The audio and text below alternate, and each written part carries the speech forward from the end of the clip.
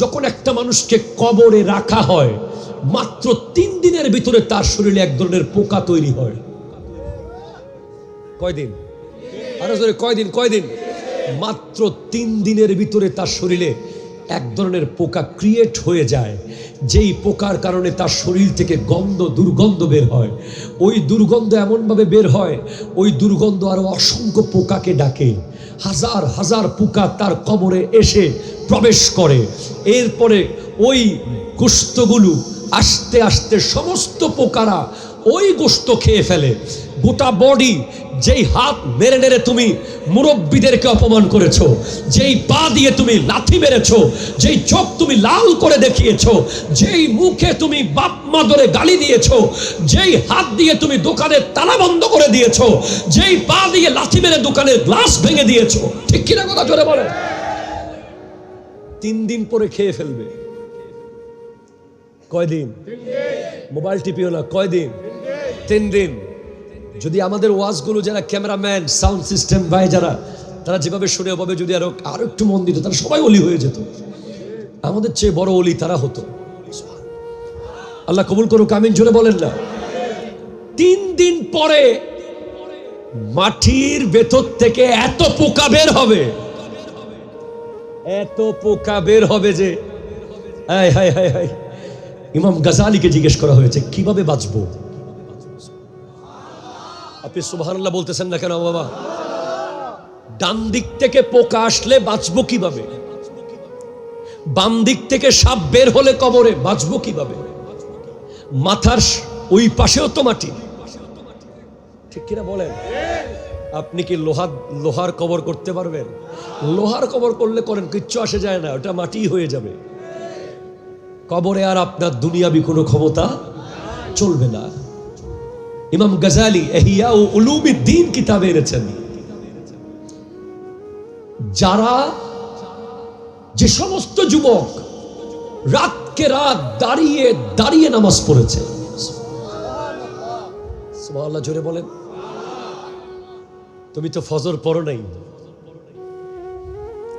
তুমি তো জোহর পড়ো নাই, তুমি তো আসর পড়ো নাই, তুমি মাগরিবও পড়ো নাই, তুমি এশাও পড়ো নাই।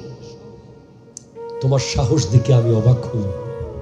তুমি কেমনে পারলে এত সাহস দেখাতে? তুমি কি শোনো নাই 3 দিন পরে তোমার মাটি, তোমার এই বডি, যেই শরীরে তুমি কোনোদিন শীতকালে একটু ফাটতে দাও নাই, দামি দামি লোশন ব্যবহার করেছো, যেই ঠোঁট ফেটে যাবে বলে তুমি কত দামি দামি ভ্যাসলিন ব্যবহার করেছো, যেই হাত ফ্যাকাশে না হওয়ার জন্য কত দামি দামি সাবান তুমি ব্যবহার করেছো, যেই চুলের যত্ন নেওয়ার জন্য পৃথিবীর দামি দামি ব্র্যান্ডেড জেল তোমার বাসায়, কত শ্যাম্পু তোমার ঘরে, তোমার এই চেহারা, এই হাত, এই পা, তোমার গায়ে একটা স্পট না পড়ার জন্য তুমি সান রোদে গেলে তোমার মুখে তুমি ওই প্রোটেক্টর ইউজ করে যাও।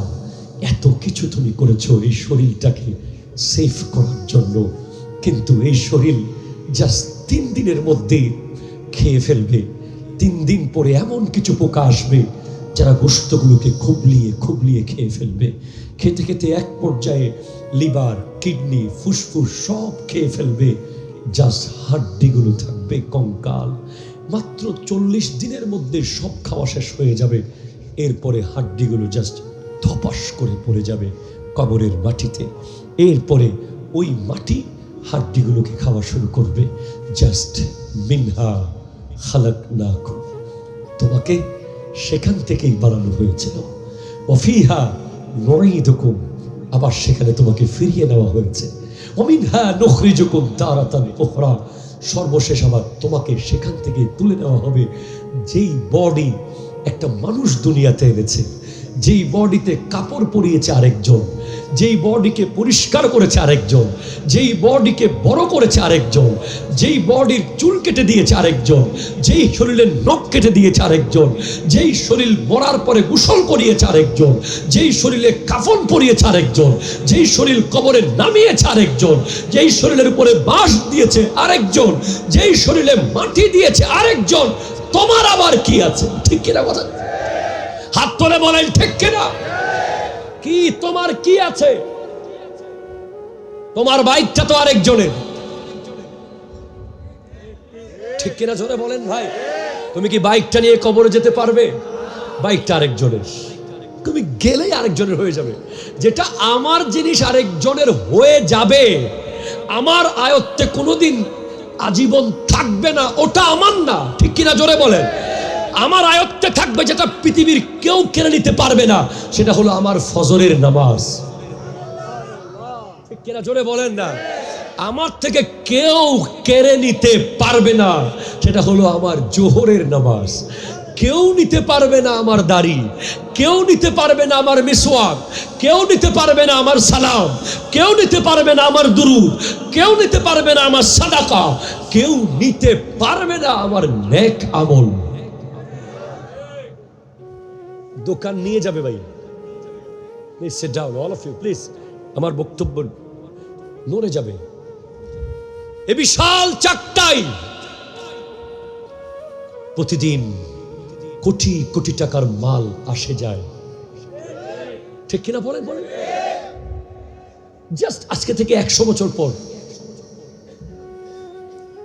একজনও নাই, একজনও নাই। এই দুনিয়ার জন্য যুদ্ধ করতেছো তুমি, জাস্ট 100টা বছর যেতে ভবিষ্যতে 100 মাস লাগবে না।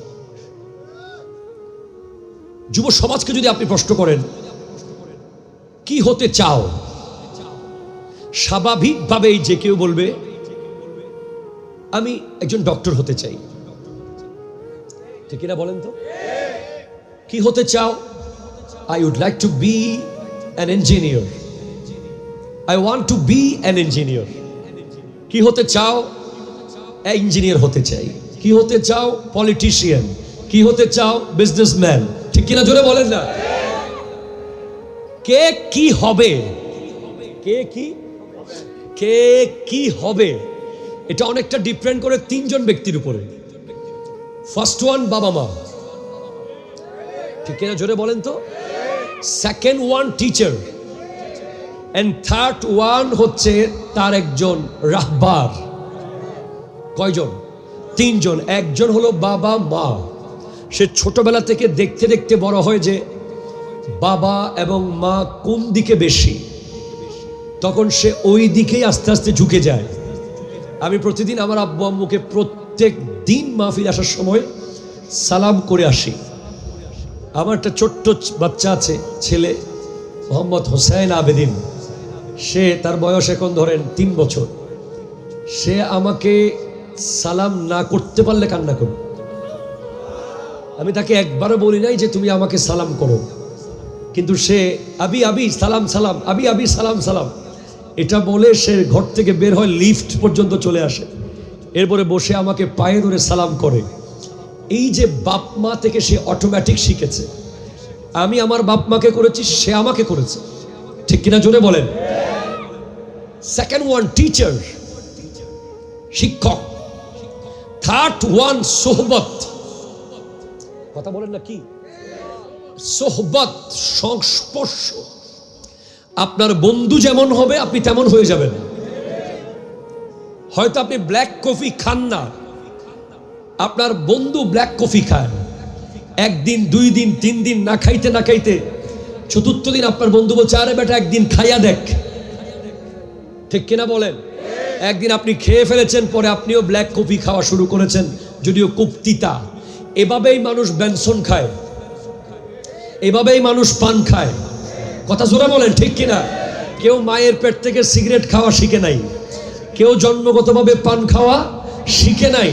দুটা 2 ধরনের, একটা উপকারী একটা অপকারী। তো এই সিগারেট সে কোত্থেকে শুরু করেছে? বন্ধু থেকে। আবার পান শুরু করেছে বন্ধু থেকে। তাহলে প্রথমে 3 জন ব্যক্তি যারা আপনাকে বোঝাবে যে আপনি কি হবেন, এই 3 জন ব্যক্তির মুত্তাকি হওয়া জরুরি। যদি 3 জন মুত্তাকি হয় তাহলে আপনিও মুত্তাকি হবেন, ঠিক কিনা জোরে কথা বলেন?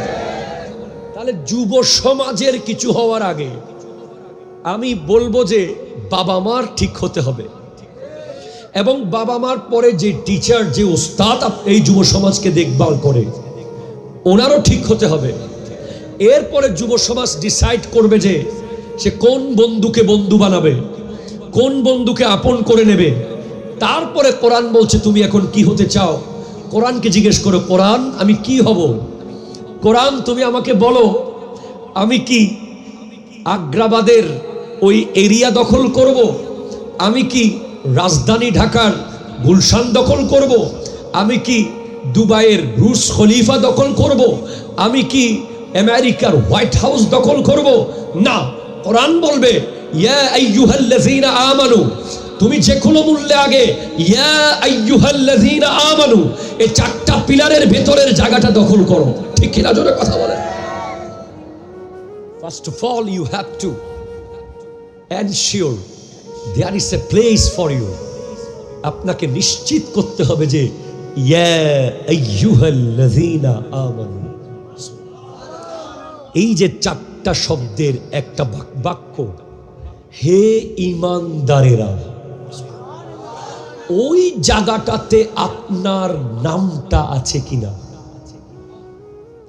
হে ইঞ্জিনিয়াররা, ওখানে আপনার নাম থাকলেও কবরে যাবেন, না থাকলেও কবরে যাবেন। ঠিক কিনা জোরে বলেন। ও হে চাকতার ব্যবসায়ীরা, নাম থাকলেও আপনি, না থাকলেও আপনি। ও হে প্রফেসররা, থাকলেও যেই, না থাকলেও সেই। থাকলে একটু একটু সম্মান বেশি পাবেন, না থাকলে রিক্সাওয়ালা ভাইরা আছে না, ঠিক কিনা জোরে বলেন, চলে যাবেন। এতে কোনো ম্যাটার করে না, ম্যাটার করে না। জীবন চলে যাচ্ছে সবার। ওই পাঁচতলা বাড়িতে যিনি থাকে তার জীবনও চলে যাচ্ছে, আবার ওই ব্রিজের নিচে যারা ঘুমায় তাদের জীবনও চলে যাচ্ছে। বাট ইয়া আইয়ুহাল্লাযীনা আমানু, হে ঈমানদারেরা, এই জায়গার ভেতরে যদি থাকতে না পারেন, জায়গা নিশ্চিত করতে না পারেন, তাহলে আপনার গোটা জিন্দেগি বৃথা হয়ে গেল। ঠিক কিনা কথা জোরে বলেন। এই জায়গায় আসতে আপনাকে এমন কোনো মামলা করতে হবে না, ওই জায়গায় চেয়ার দখল করতে আপনাকে কারোর সাথে যুদ্ধ করতে হবে না, আপনাকে কারোর সাথে ধাক্কাধাক্কি করতে হবে না, কারোর সাথে মুখ কালো করতে হবে না। আপনি জাস্ট কোরআন অনুযায়ী আল্লাহকে বিশ্বাস করেন আর নবীকে পরিপূর্ণ মোহাব্বত করেন। ঠিক কিনা জোরে বলেন। এরপর আপনি কিছু জিনিস মেনটেইন করেন। যুব সমাজের প্রথম করণীয়, আজকের দিনে প্রথম করণীয় হলো ওয়াল্লাযীনা হুম আনিল লাগযি মুরিদুন, অযথা কথা বন্ধ করা। ঠিক কিনা জোরে বলেন। যুব সমাজ, আজকের যুব সমাজ আপনি দেখেন, তাদের 24 ঘন্টা, গোটা 24টা ঘন্টায় একবার নবীজির দরুদ পড়ার টাইম যুব সমাজ পাচ্ছে না। ঠিক কিনা বলেন না। গোটা 24 ঘন্টায় যে একবার আল্লাহু বলবে, লা ইলাহা ইল্লাল্লাহ বলবে, সুবহানাল্লাহ বলবে, আলহামদুলিল্লাহ বলবে, এমন ভাবে প্রজন্ম এক ভয়ঙ্কর রাস্তার দিকে যাচ্ছে, যেখানে 24 ঘন্টায় মিলে একবার আল্লাহর জিকির করার মতো সময় এই প্রজন্মের হচ্ছে না। ঠিক কিনা বলেন বলেন। একবার আপনি ভেবে দেখেন না, যেখানে মানুষের আগে মুখে থাকতো যে কথায় কথায় মাশাআল্লাহ, ইনশাআল্লাহ, সুবহানাল্লাহ, আলহামদুলিল্লাহ, লা ইলাহা ইল্লাল্লাহ, মারহাবা, এখন মুখে কি? আপনি দেখেন, বলেন, মুখে এখন গালি, মুখে এখন হিংসাত্মক বাক্য, মুখে এখন প্রতিশোধের সেন্টেন্স, মুখে এখন অনইসলামিক কথাবার্তা, মুখে এখন খেলোয়াড়দের কথা, মুখে এখন নায়কদের কথা, মুখে এখন গায়কদের কথা, মুখে এখন কিশোর গ্যাংদের কথা, মুখে এখন রাজনীতির নামে অপরাজনীতির কথা। থেকে জাস্ট যুব সমাজকে আমি বলবো, জাস্ট সেভ, বাঁচান 2 parts of your body, শরীরের 2টা অঙ্গকে আপনি বাঁচান। আর জোরে বলেন না সুবহানাল্লাহ। যুব সমাজকে বলবো, আমার ভাইরা বলেছে যুব সমাজের করণীয় হলো দুইটা অঙ্গকে সেভ করা। কয়টা অঙ্গ? এই দুইটা অঙ্গ সেভ করলে গোটা যুব সমাজ জান্নাতি যুব সমাজ হয়ে যাবে। বলেন কয়টা? দুইটা। আমার নবী বলেছেন মাই ইয়াজমান লি মা বাইনা লিহিয়াইহি ওয়া মা বাইনা রিজলাইহি আজমান লাহুল জান্নাহ। যে ব্যক্তি আমার জামিনের মধ্যে, আমার জিম্মার মধ্যে দুইটা অঙ্গ রাখবে, মানে এই দুইটা অঙ্গ পরিচালনা করার সময় আল্লাহকে ভাববে, নবীকে ভাববে। তার কাছে এই দুইটা অঙ্গ পরিচালনা করা। আমার ভাই একটু আগে বলল যে ওনার একজন ভাইয়ের কাছে ধরেন 10টা কার্গো গাড়ি আছে। কি আছে? কার্গো গাড়ি আছে না, বড় বড় ট্রাক। এরকম 10,000 ট্রাক পরিচালনা করা সহজ, ওই ছোট্ট অঙ্গটা পরিচালনা করা বড় কঠিন। কথা বলে না। এরকম চাকটাইয়ের মতো 500 চাকটাই চালানো সহজ, ছোট্ট একটা গোশতের টুকরাকে চালানো অনেক বড় কঠিন ব্যাপার, যেটা হলো জিহ্বা। ঠিক কিনা? জোরে কথা বলেন না। যুব সমাজকে বলবো জিহ্বাকে হেফাজত করো, জিহ্বাকে কন্ট্রোল করো, জিহ্বাকে আয়ত্তের মধ্যে নিয়ে আসো, জিহ্বার হেফাজত নিশ্চিত করো। জান্নাত তোমার হয়ে যাবে, কবর শান্তি তোমার হয়ে যাবে, নবী তোমাকে মোহাব্বত করবে। ঠিক কিনা? জোরে কথা বলে। জিহ্বা। আজকের দিনে আপনি দেখেন এই জিহ্বার কারণে কত সংসার ভেঙে যাচ্ছে, এই একটা জিহ্বার কারণে কত বন্ধুত্ব ভেঙে যাচ্ছে। এই এক লাইন কথা বলেছে, সেখানে খুনাখুনি হয়েছে, সেখানে মারামারি হয়েছে। একটা লাইন কথা থেকে কত মানুষের জীবন গেছে। জিহ্বা।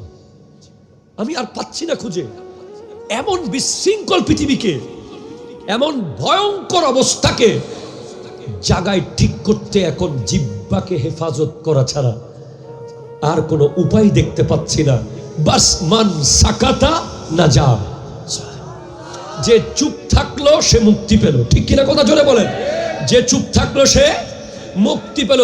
এক চুপ শত সুখ। কথা কয় না? ঠিক কিনা? এক চুপ শত সুখ। তো হুজুর আমারে গালি দিলে আমি কি করব? কালু সালামা। আমারে গুসা দিলে কি করব? কলু সালামা। আমারে থাপ্পড় দিলে কি করব? কলু সালামা। আমার দোকান এসে আমার দোকান থেকে মাল নিয়ে গেলে আপনি প্রতিবাদ করবেন, তবে প্রতিবাদের ধরন হবে কলু সালামা। ঠিক কিনা? জোরে কথা বলেন। আপনাকে রাস্তায় ধরে ধাক্কা মেরেছে, কলু সালামা। আপনার কলার ধরে টান মেরেছে, কলু সালামা। আপনি মনে রাখবেন যে ব্যক্তি অন্যায়ভাবে আপনাকে কষ্ট দেয়, জুলুম করে, অত্যাচার করে, গালি দেয় আপনাকে, বুঝবেন সে জাহেল, সে মূর্খ। কোরআন বলেছে তাকে তুমি দেখলে শুধু সালাম দিয়ে দাও। ঠিক কিনা? কথা জোরে বলেন। যুব সমাজ মুখ বন্ধ রাখবে আর সালাম দেবে। বলেন কি করবে? আর কি করবে? মুখ বন্ধ রাখবে। পট পট পট পট পট গালি, হুট হুট হুট করে বংশ ধরে কথা, বাপ ধরে কথা, মা ধরে কথা, যাকে থাকে যে কোনো ট্যাগ লাগিয়ে দেওয়া। ঠিক কিনা বলেন? করা যাবে না। সেকেন্ড ওয়ান হলো লজ্জাস্থান, যেটা কন্ট্রোল করতে পারলে এই পৃথিবীর যুবকগুলো সব ওলি আল্লাহ হয়ে যাবে। ঠিক কিনা? জোরে কথা বলেন না। সব ওলি আল্লাহ হয়ে যাবে। আমি আপনাকে বুঝাই, লজ্জাস্থানের সাথে আপনার ড্রেস কোডের সম্পর্ক আছে, লজ্জাস্থানের সাথে আপনার চুলের সম্পর্ক আছে, লজ্জাস্থানের সাথে আপনার বাইকের স্ক্যাব লেটরের ঘোরানোর সম্পর্ক আছে, লজ্জাস্থানের সাথে আপনার চলাফেরা বিহেভিয়ারের সম্পর্ক আছে। আপনি যখন কোনো একজন বেগানা নারীকে কনভিন্স করতে চান, যখন তার দিকে মাইল হতে চান, তখন আপনি তাকে আকৃষ্ট করার জন্য চুল কাটেন। ঠিক কিনা? জোরে কথা বলেন। তাকে আকৃষ্ট করার জন্য ড্রেস মেনটেইন করেন, তাকে আকৃষ্ট করার জন্য আপনি নতুন ব্রিজে যেখানে 80-র উপরে স্পিড তোলা নিষেধ, আপনি সেখানে 120 স্পিড তুলেছেন। ঠিক কিনা? কথা বলেন। আপনি তাকে আকৃষ্ট করার জন্য বিয়ে বাড়িতে গিয়ে উপোস থেকে তার আশেপাশে ঘুরছেন, খাবার শেষ হয়ে গেছে। আপনি তাকে আকৃষ্ট করার জন্য রাতকে রাত ব্যালকনিতে দাঁড়িয়ে আছেন, তাকে আকৃষ্ট করার জন্য আপনি দিনকে দিন মোবাইলে চ্যাটিং করেছেন, তাকে আকৃষ্ট করার জন্য আপনি নামাজের টাইম চলে গেছে আপনি পার্কে দাঁড়িয়ে আছেন, তাকে আকৃষ্ট করার জন্য আপনি শপিং মলে গিয়ে বাবার পকেট থেকে টাকা চুরি করে গিফট কিনেছেন, ঠিক কিনা কথা জোরে বলে। তাকে আকৃষ্ট করার জন্য আপনার কোটি টাকার দোকান বন্ধ রেখে আপনি তার পিছে পিছে ছুটেছেন। তাকে আকৃষ্ট করার জন্য আপনি লাইভে ভিডিও কলে কথা বলতে বলতে আপনার ঘরে আগুন লেগে গেছে, আপনি বুঝতে পারেন নাই, ঠিক কিনা কথা বলে। একটা লজ্জাস্থানকে যদি হেফাজত করা যায়, বিশাল বড় ফিতনা দমন হয়ে যাবে। হুজুর করলাম না, কি হবে?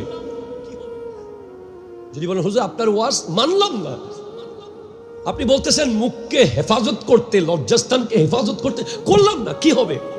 এরকম বহুজন আছে না, করলাম না। আরে কি একটা শব্দ বলে না, খাল্লি বাল্লি, ঠিক কিনা কথা বলেন। আপনি খাল্লি বাল্লি বলেছেন, আপনি করেন নাই, মুখে হয়তো বলছেন না, কালকে সকালে আমল করবেন না, না করলে কি হবে? কোরআন বলছে ওয়া আনিবু, এটা জোরে বলে না সুবহানাল্লাহ। সূরা জুমার ওয়া আনিবু, ফিরে আসো, just U turn yourself, back করো, ইউ টার্ন করো, ফেরত আসো ইলা রাব্বিকুম, রবের দিকে। কে বলছে? আল্লাহ বলছে তোমার রবের দিকে ফিরে আসো। ওয়া আসলিমু লাহু, আত্মসমর্পণ করো রবের কাছে। মিন কাবলি আইয়াতিয়াকুমুল আযাবু সুম্মা লা তুনসারুন, আযাব আসার আগে আসো, আযাব আসার আগে আসো। তুমি কি ইপিজেটের আগুন দেখো নাই? ঠিক কিনা কথা বলেন না? দেখো না, তুমি দেখছো, তুমি কথা বলতেছো না আগুন দেখে? তুমি কি ইপিজেটের আগুন দেখো নাই? আপনি হয়তো বলবেন যে এরা দিছে, ওরা দিছে, এমনে হইছে, অমনে হইছে, যে কোনো কিছু হতে পারে। তবে আল্লাহ যদি আগুন নিভিয়ে দিতে চায়, পৃথিবীর কারো পক্ষে আগুন জ্বালানো সম্ভব নয়, ঠিক কিনা কথা? হাত তুলে বলেন ঠিক কিনা বলেন। বৃষ্টির মালিক কে? বাতাসের মালিক কে? সাগরের মালিক কে? আল্লাহ যদি চায় যে এই জায়গায় আগুন ধরবে না, আমরা সবাই মিলে আগুন লাগাইতে পারবো? আপনি আপনার মতো ব্যাখ্যা করছেন, আমি কোরআন সুন্নাহ অনুযায়ী ব্যাখ্যা করছি। আর আল্লাহ যদি চায় যে এখানে আগুন জ্বলবে, ফায়ার সার্ভিসের দাদাও আগুন নিভাতে পারবে না। আপনি কি বলেন? আমি অবাক হয়ে গেছি, এক পর্যায়ে গিয়ে ফায়ার সার্ভিস বলছে we are sorry, we have nothing to do, আমাদের পক্ষে সম্ভব নয়। আপনি কি হাদিস পড়েছেন? আপনি হাদিস পড়লে বুঝবেন, যখন কোনো কওম প্রচন্ড বেহায়া হয়ে যায়, কথা বলে না, কথা বলে না, কথা বলে না, কি হয়ে যায়? আরো জোরে কি? যখন কোন দেশের দায়িত্ববানরা পতিতাদেরকে আইন করে টাকা দেয় আর শিক্ষকদেরকে রাস্তায় মারে, কথা বলে না, কথা বলে না, পতিতাদেরকে যৌনপল্লীর ব্যাপারে আইন করে, তাদেরকে দেখভাল করার দায়িত্ব নেয়, তাদের প্রত্যেকটা শর্ত মেনে নেয়, আর জাতি গড়ার কারিগর শিক্ষকরা যারা ক্লাসে না গেলে প্রত্যেক দিন নতুন নতুন সন্ত্রাসী বের হবে, ঠিক কিনা কথা জোরে বলেন না? যারা ক্লাসে না গেলে, আমি জয়নুল আবেদিন হতাম না, যারা ক্লাসে না গেলে ইনি মোহাম্মদ আলাউদ্দিন হতেন না, যারা ক্লাসে এসে আমাদেরকে না পড়ালে উনি আল্লামা কাসেম নুরি হতেন না, যারা ক্লাসে না গেলে ওই আমার পুলিশের এসপি ভাই এসপি হতেন না, যারা ক্লাসে এসে না পড়ালে উনি ডিসি হতেন না, উনি এমপি হতেন না, উনি উপদেষ্টা হতেন না। প্রত্যেকটা ব্যক্তিকে জিজ্ঞেস করেন, আপনি এত আদব শিখেছেন কোথায়? আপনি এত ভদ্রতা, এত নম্রতা শিখেছেন কোথায়? উত্তর আসবে শিক্ষকের কাছে শিখেছি, ঠিক কিনা কথা বলেন? সেই শিক্ষকরা যখন থালা বাসন হাতে নিয়ে বাসা বাড়ার জন্য দাঁড়িয়ে থাকে, আর আমরা যখন এসি রুমে বসে বসে সিগনেচার করি, ঠিক কিনা জোরে বলেন।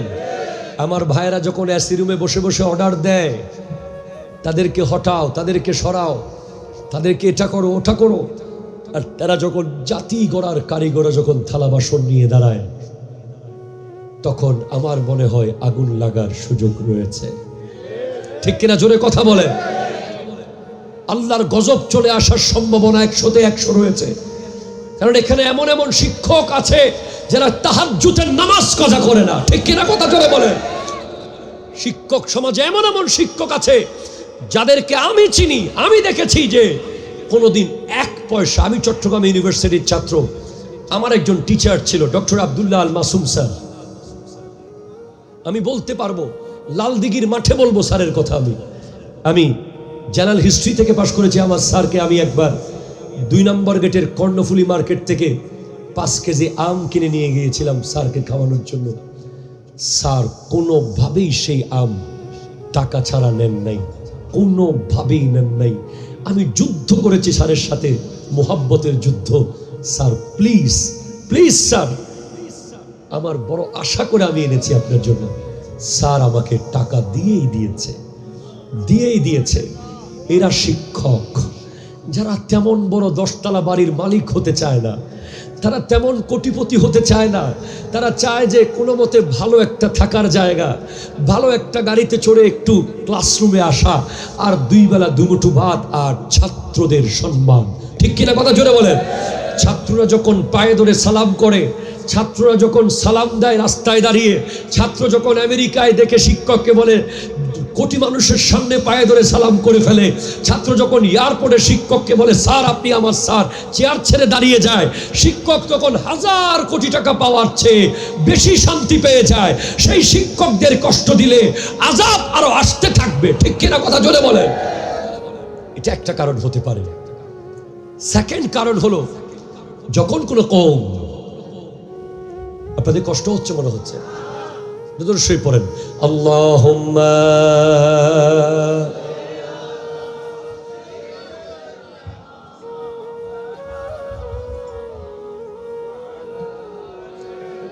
সাইয়্যিদিনা সুবহানাল্লাহ ওয়াল হামদুলিল্লাহ লা ইলাহা লা ইলাহা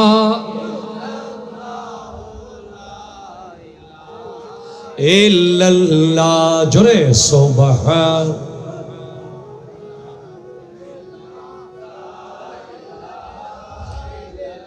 লা ইলাহা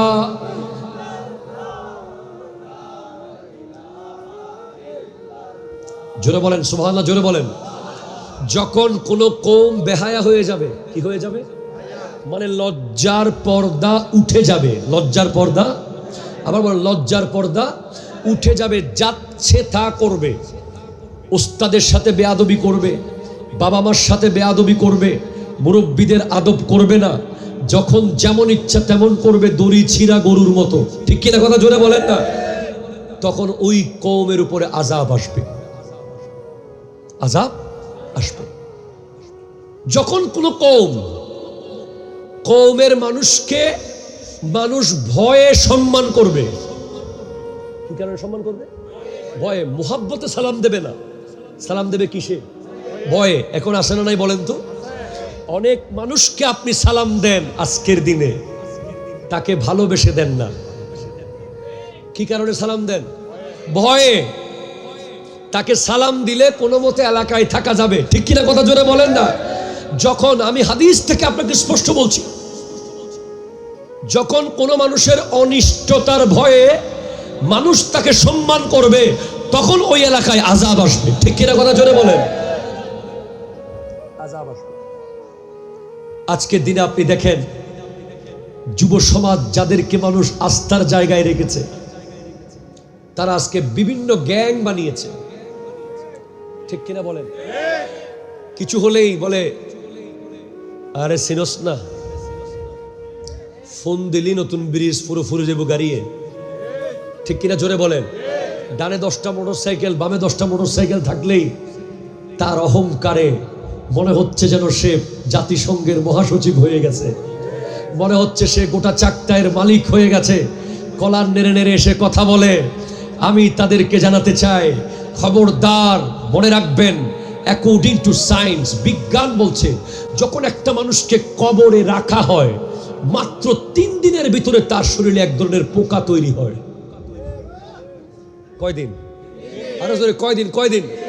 মাত্র 3 দিনের ভিতরে তার শরীরে এক ধরনের পোকা ক্রিয়েট হয়ে যায়, যেই পোকার কারণে তার শরীর থেকে দুর্গন্ধ বের হয়। ওই দুর্গন্ধ এমনভাবে বের হয়, ওই দুর্গন্ধ আরো অসংখ্য পোকাকে ডাকে।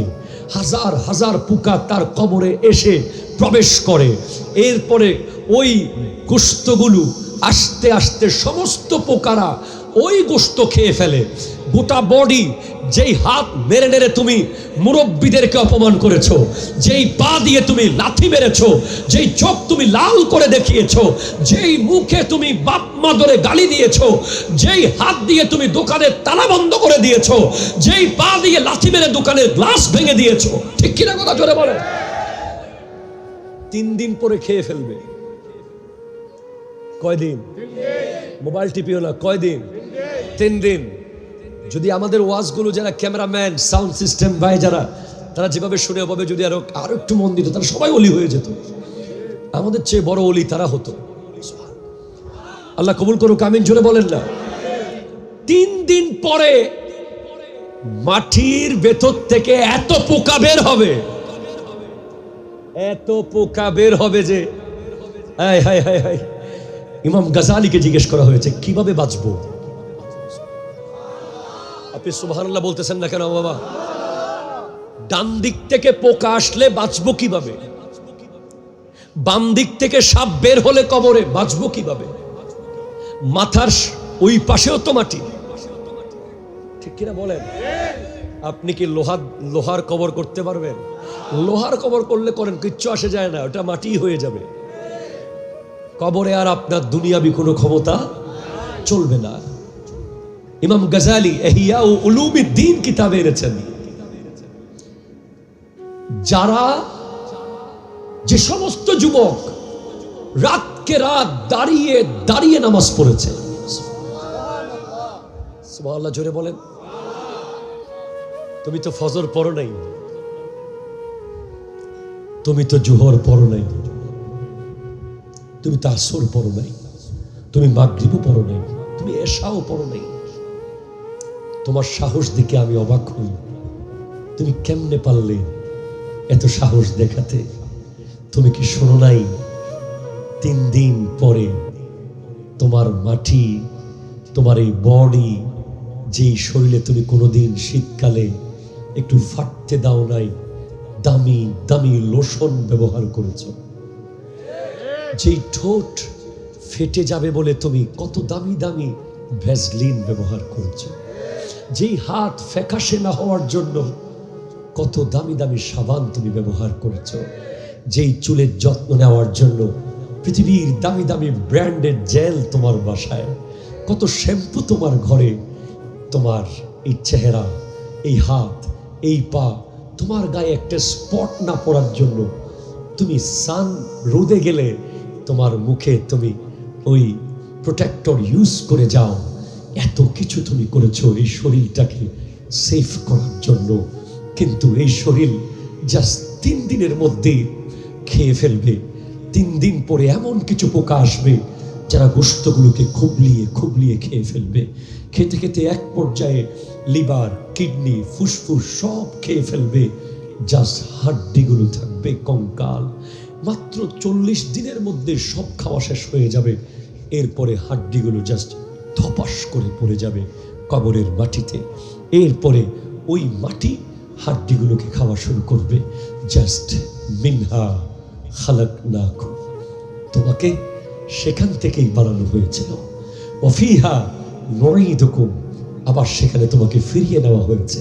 ওয়া মিনহা নুখরিজুকুম তারাতান উখরা, সর্বশেষ আবার তোমাকে সেখান থেকে তুলে নেওয়া হবে।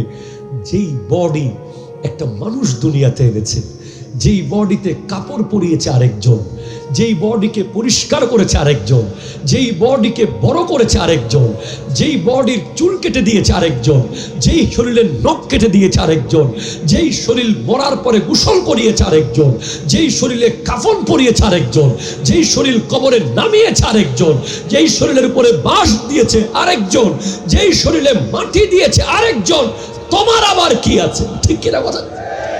হাত তুলে বলেন ঠিক কিনা? কি তোমার কি আছে? তোমার বাইকটা তো আরেকজনের,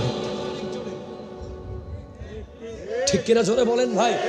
তুমি কি বাইকটা নিয়ে কবরে যেতে পারবে? বাইকটা আরেকজনের, তুমি গেলেই আরেকজনের হয়ে যাবে। যেটা আমার জিনিস আরেকজনের হয়ে যাবে, আমার আয়ত্তে কোনোদিন আজীবন থাকবে না, ওটা আমার না। ঠিক কিনা? জোরে বলেন। আমার আয়ত্তে থাকবে যেটা পৃথিবীর কেউ কেড়ে নিতে পারবে না, সেটা হলো আমার ফজরের নামাজ। ঠিক কিনা? জোরে বলেন না। আমার থেকে কেউ কেড়ে নিতে পারবে না, সেটা হলো আমার জোহরের নামাজ।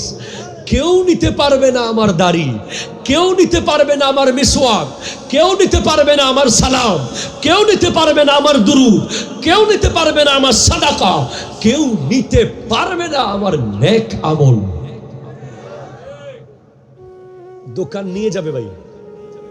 Please sit down all of you, please. আমার বক্তব্য নড়ে যাবে। এ বিশাল চাকটাই প্রতিদিন কোটি কোটি টাকার মাল আসে যায়। ঠিক কিনা? বলেন বলেন। জাস্ট আজকে থেকে 100 বছর পর একজনও নাই, একজনও নাই। এই দুনিয়ার জন্য যুদ্ধ করতেছো তুমি। জাস্ট 100টা বছর যেতে ভবিষ্যতে 100 মাস লাগবে না।